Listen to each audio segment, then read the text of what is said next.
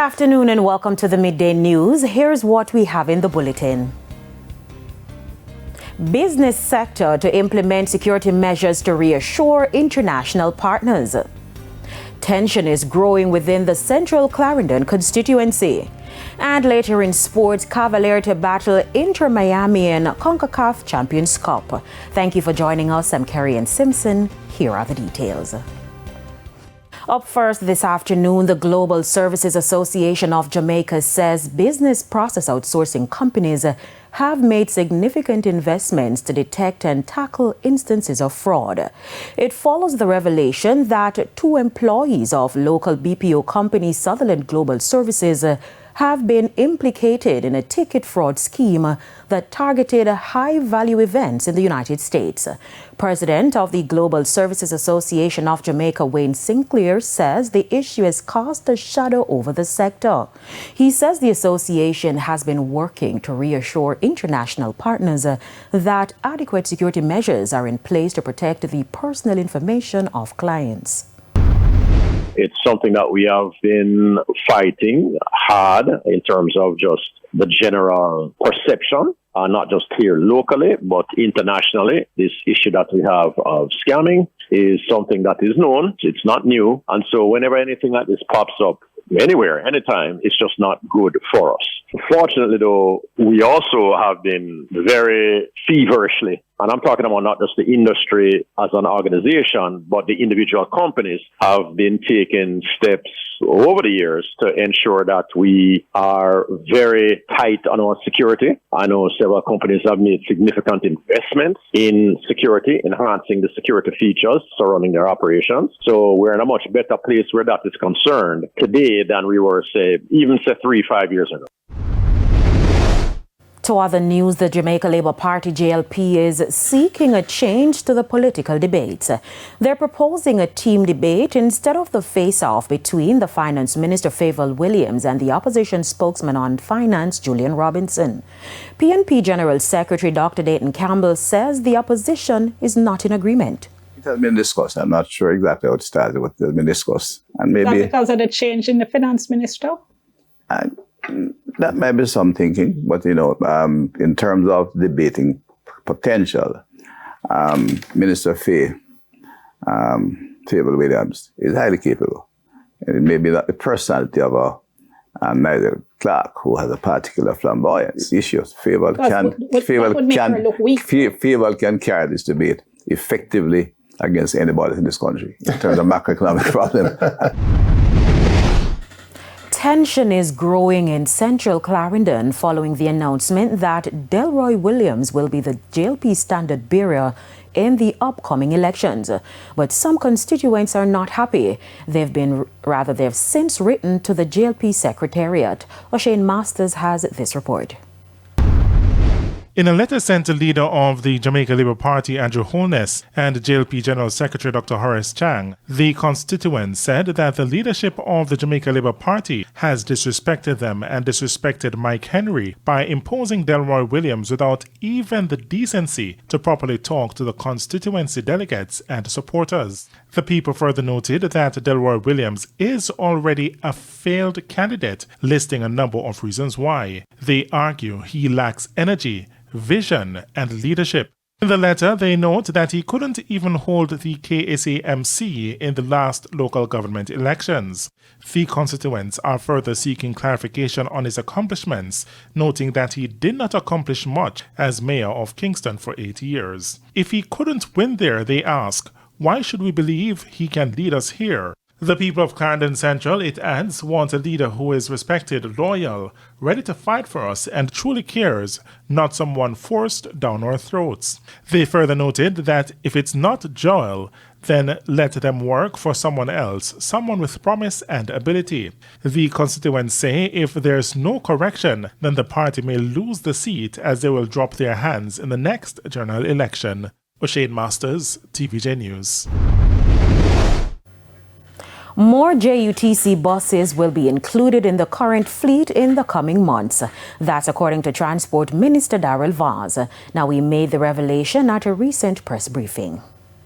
The Jamaica Urban Transit Company JUTC is scheduled to expand its fleet with an additional 100 buses by mid-year. Of that number, 70 will be fueled by compressed natural gas CNG and the remaining 30 will be diesel units.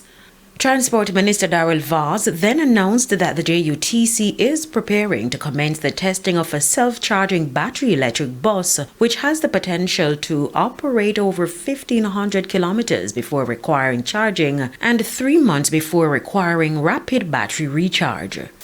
This is new technology.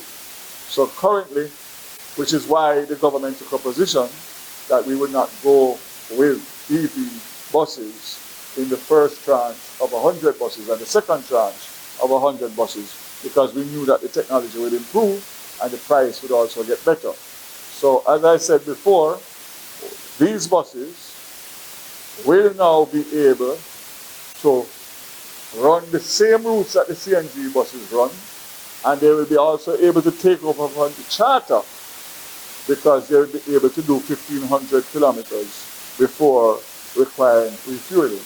The initiative, he says, signals yet another option being explored by the government to deliver eco-friendly public transportation. All other countries, we are moving from diesel to CNG to electric, and once electric comes in, there will be no more diesel used in the JUTC fleet.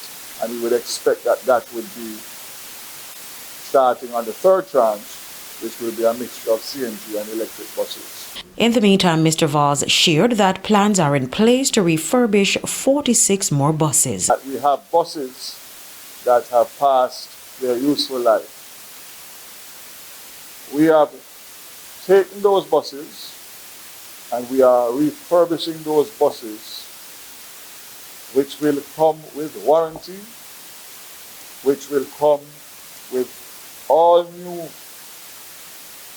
interior, exterior, engine parts, and will give us another 10 years of service. Onion production is expected to see its biggest year yet in St. Thomas. It comes after a rough year for farmers. Details in this report. After a challenging year in 2024, farmers in St. Thomas are back in the field and things are looking promising. I planted 10 acres last year and I've increased to 18 acres. Right? The year was challenging, but I support my challenge for the help of RADA and support from ministry and also support from my family. As I go back in the field after this time, I got some major damages, but I bounced back.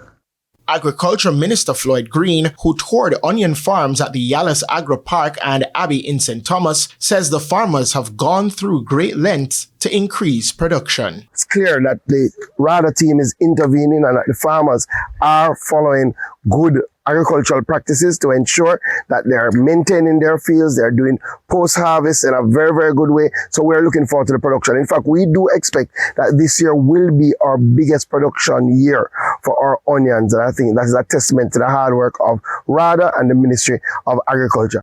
Minister Green said the ministry will be incorporating more technology in farming. We have seen a lot of female farmers in this belt, and we want to encourage our female farmers and ensure that we see more of them getting involved. And that's why we have to infuse more technology in what we do.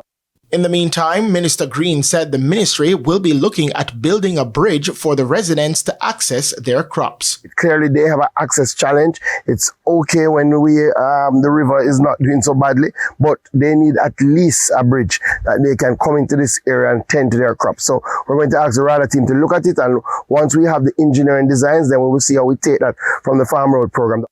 Christopher Scott, TVJ News. An urgent appeal to residents of St. Mary to stop covering the lock-off for fire hydrants. The warning comes from Mayor of Port Maria, Fitzroy Wilson, following a report from the St. Mary Fire Department outlining the challenges they've had to endure accessing the hydrants during an emergency. The hydrant is at the gate. I know what they do. They concrete the valve, they cover it. So it serves no purpose. So it can't serve them nor anybody else within the community. Report any such scenarios that you come upon at any given day, and the municipal corporation will do whatever it takes to remedy the situation within the realms of the power and authority of the corporation. Mayor Williams also issued this stern warning. It can't be that you only think of your property and your house and the value of your property when it comes to this. We understand you want to beautify your home, but that area where the fire hydrant is not your property. So please, cease and desist from fencing in that area, covering that area with concrete, because in case there's a fire, it could be your house, and you have a fire hydrant at your gate, and there's water in the hydrant. But you would have covered that area, or you would have landscaped that area that prevents the fire department from accessing it properly to save lives or to save property. It's time for a break. Stay with us, more local stories when we return.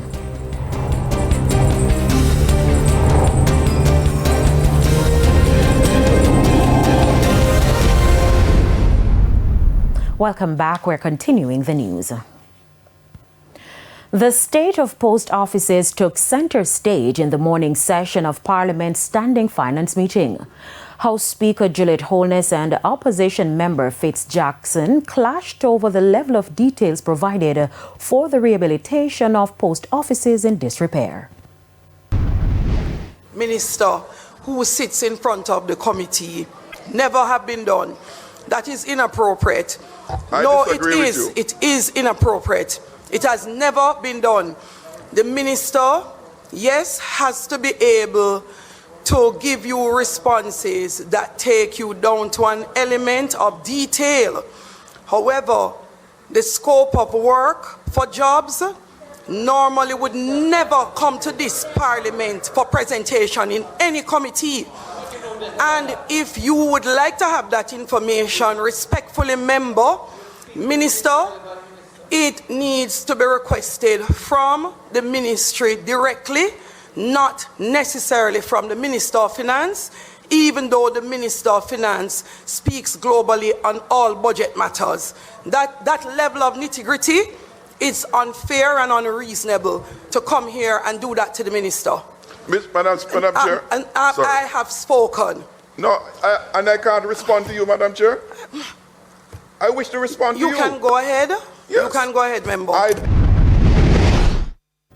A Portland businessman was shot dead in what authorities are describing as a home invasion in Anchovy this morning. He has been identified as Albert Lindsay, otherwise called Bugsy. He was the operator of the Anna Banana restaurant on Folly Road in Port Antonio. According to preliminary reports, about 8:30 a.m., men traveling on a motorcycle went to Mr. Lindsay's house and attacked him. They shot him several times. The police are investigating. It's now time for the Business Minute. The Grace Kennedy Group ranked in net profits attributable to stockholders of $8.1 billion or $8.52 per share on revenues of $167 billion during the year ended December 31, 2024. Now, this represented an increase of 8.1% in net profits and 7.8% in revenues when compared with the previous year.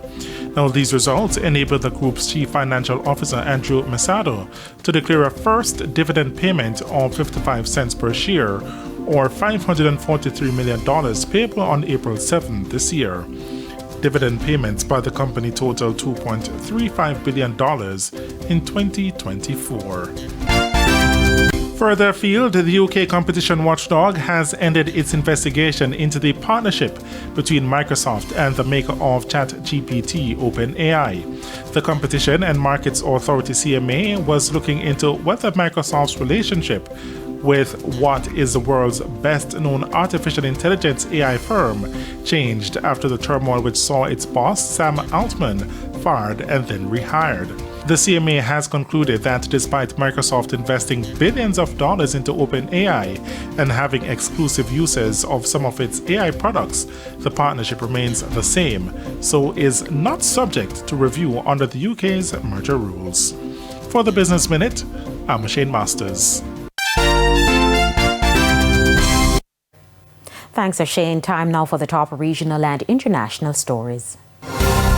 In the region, authorities in the Dominican Republic have seized 36,000 cartridges, 23 firearms, and more than 24 rifle and pistol chargers from a Miami shipment destined for Haiti. Agents also confiscated a submachine gun and a charger for a .50 caliber rifle. Dominican officials said the investigation is ongoing and they are working with agencies including the U.S. Department of Homeland Security. They noted that Dominican agents recently seized 37 weapons at the same port in the Santo Domingo capital. The seizure comes as gang violence in neighboring Haiti surges across the capital, Port-au-Prince, forcing 25,000 people to flee in the past 2 weeks.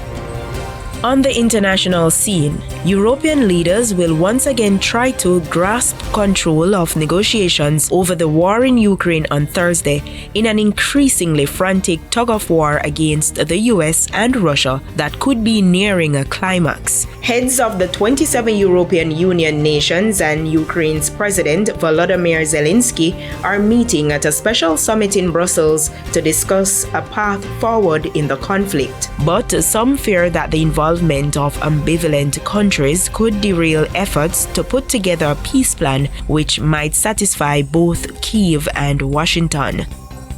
And many states are coping with severe weather today in the U.S. Forecasters say a critical fire danger is back in Texas and the Southwest after this week's evacuations. A winter storm with near-record strength is pushing out of the U.S. today. At least 5 people are dead due to it, and parts of the Midwest are digging out after blizzard conditions. Now, a new storm system around the Great Basin is bringing rain or snow to multiple states today. In LA County, parts of the Sierra Madre are under evacuation warnings due to the risk of mud flows. And those were the top regional and international stories. I'm Raquel Porto.